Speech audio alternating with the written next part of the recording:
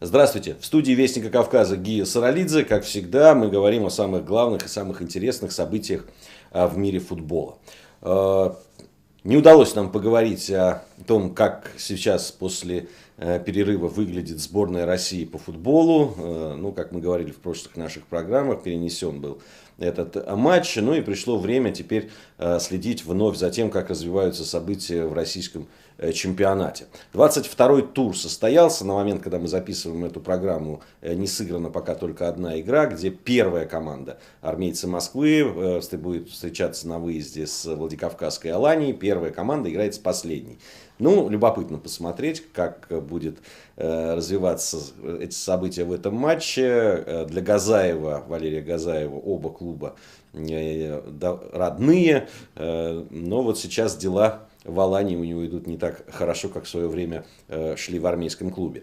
Но если ЦСКА одержит победу, что, в общем, ожидаемо, согласитесь, когда первая команда играет даже на выезде с последней командой чемпионата, то она еще больше оторвется от преследователей, то есть от второго места. Ну, давайте все по порядку. Итак, в 22-м туре произошло несколько событий, которые внесли корректировки в турнирную таблицу, да и вообще в понимание того, в каком состоянии сейчас находятся клубы. Прежде всего, конечно, нужно отметить разгромное поражение махачкалинского Анжи, которое они потерпели в Краснодаре. Со счетом 4:0 Краснодар обыграл махачкалинский клуб, обыграл, в общем, по делу, хотя до того, как был открыт счет в этом матче, моменты были и у махачкалинского клуба, но в целом, конечно, команда Гуса Хидинга выглядит очень плохо.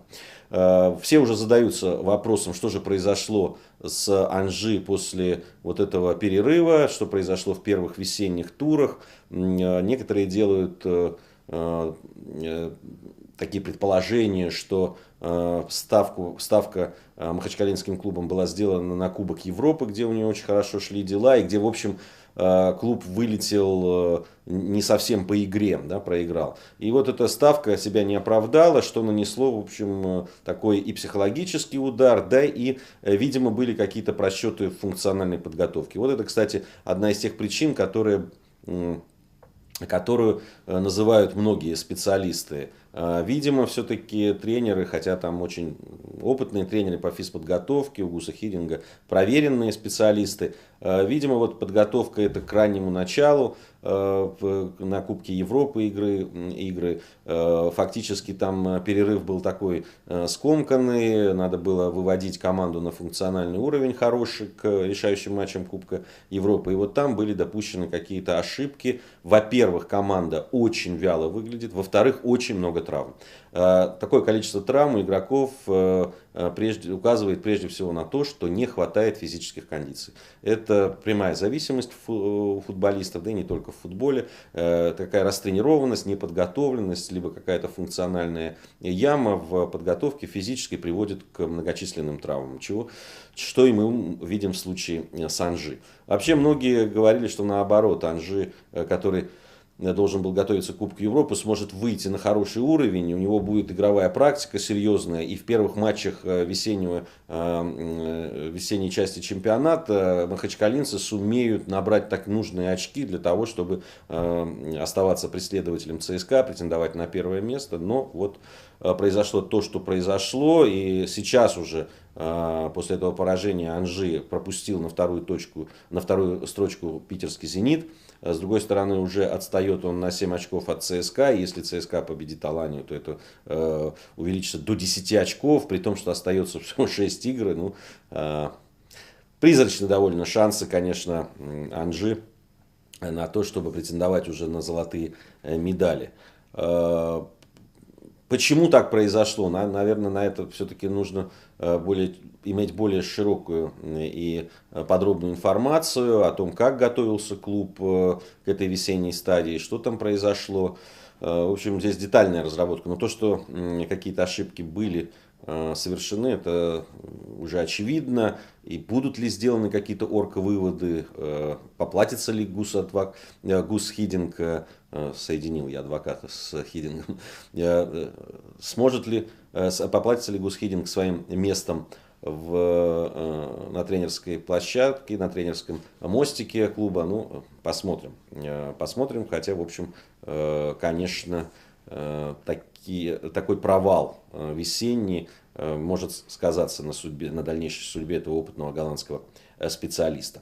Отметим мы очень хороший старт весенний старт Рубина, который и в Кубке Европы дальше пошел, и в чемпионате очень здорово идет. Уже 38 очков набрала команда на 4-м месте. Сейчас Рубин догоняет постепенно он Анжи. Вот после осечки особенно сократилось расставание. Рубин обыграл на своем поле московский Локомотив со счетом 2-0. По делу обыграл. Играли здорово казанцы. И вот те критики, которые говорили о закате такой казанского клуба и о том, что Бердыев уже пересидел на своем месте, ну вот они могут сейчас немножко приутихнуть. Рубин очень хорош. Московская «Динамо» обыграла Ростов 1-0. Очень нужная победа. Тем более Куранье забил этот единственный мяч. Победили они без Кокорина, который сейчас лидер, один из лидеров московского